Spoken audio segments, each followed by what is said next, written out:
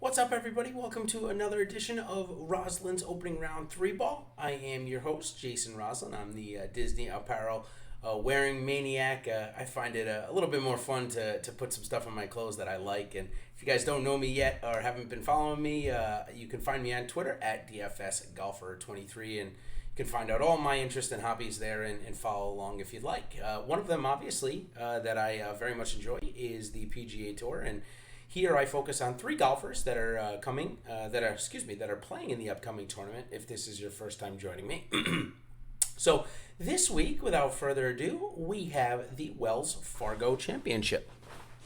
It's been played at Quail Hollow Golf Club for almost every year it's been in its existence, which is since 2003. The one year it didn't actually was in 2017, and the reason is because they held the PGA Championship that year, and they don't like to have two tournaments at the same course, or at least normally don't. And Eagle Point Golf Club actually was the host of the Wells Fargo Championship in 2017. You are going to see the Pebble Beach host the U.S. Open earlier this year. They only had two rounds in the AT&T Pebble Beach Pro-Am, so that's why they're allowed to do it, I guess, and they're Pebble Beach after all. So let's learn a little bit about Quail Hollow Golf Club. It's a par 71 after the bunch of renovations done, the latest by Tom Fazio in 2016 to prepare it for the PGA Championship. What he did is he lengthened it, and they also turned the first hole into a 550-yard par 4. Yep, par 4, not par 5. So as you can see, that's probably why it plays the fifth hardest out of 51 golf courses played on the PGA Tour last season. Tremendously difficult and long for sure. It's a picturesque course that winds through the dense Carolina forest. A combination of precision and length is certainly needed. 12 of the top 30 golfers are here in Charlotte, North Carolina to compete, which is a pretty good field.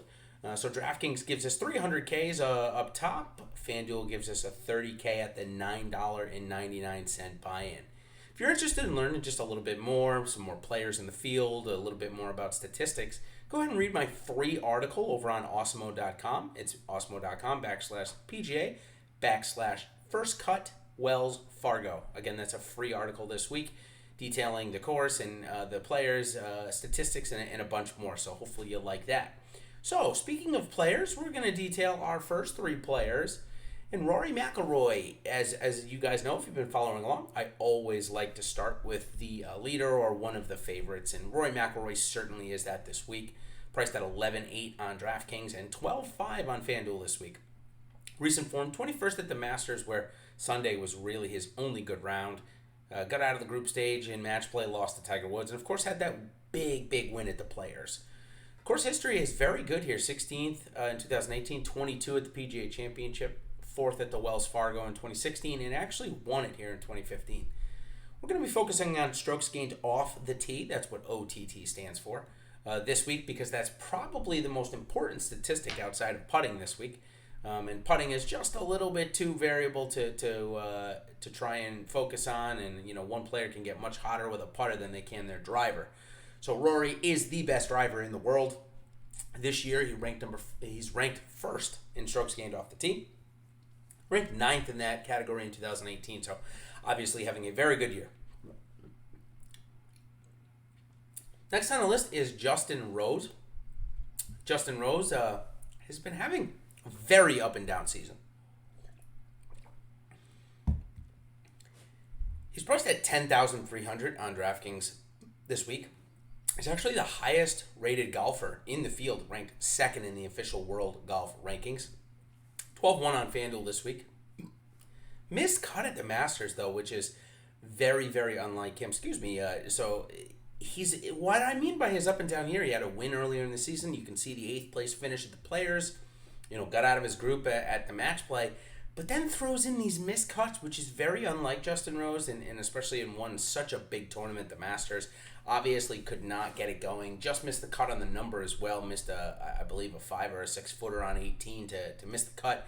And who knows what could have happened on the weekend. Patrick Cantlay made it on the number at 2 over and ended up coming in a tie for 9th and had the lead on Sunday at one point. So who knows what would have happened. Course history, again, kind of a roller coaster as well. Missed the cut at the PGA Championship and 3rd in 2016. So obviously likes the course, but maybe not with these changes or the changes really screwed with his old yardage book or something. This year, we can see the inconsistency might be coming from the strokes gained off the tee.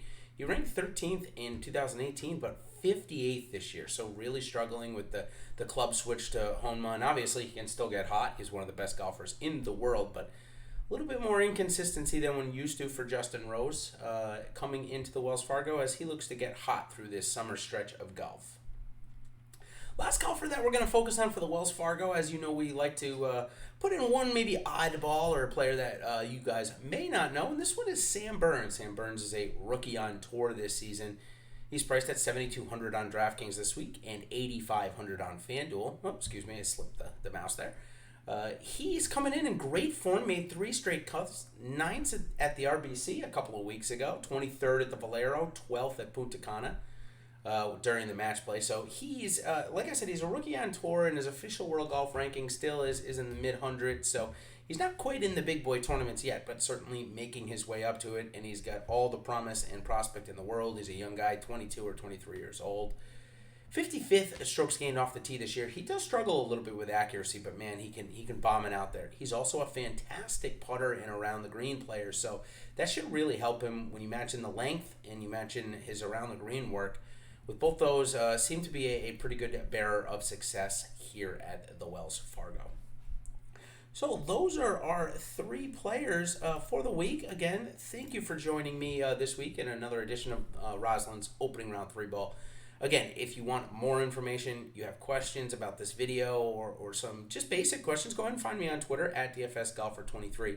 And of course, for all of my analysis for the upcoming tournament, the plays that I'm going to be doing, ownership, everything, you can become a premium subscriber on awesemo.com. We always run great specials for the majors, so if you haven't quite done it yet, we've got another major coming up where I'm sure we'll be running a great special to come in and join our team here. That's not just me. We've got, of course, Alex Baker, Awesemo, who's one of the best players in the world, and of course Ben Raza at JazzRaz DFS, who's my cohort and the show host. So until tomorrow night, when I'll be back, if you guys need more, there'll be a show today, 2:30, with Ben, as I mentioned, and at Fantasy Golf Man, Timothy Frank. So until then, everybody, enjoy and hope you do well at the Wells Fargo.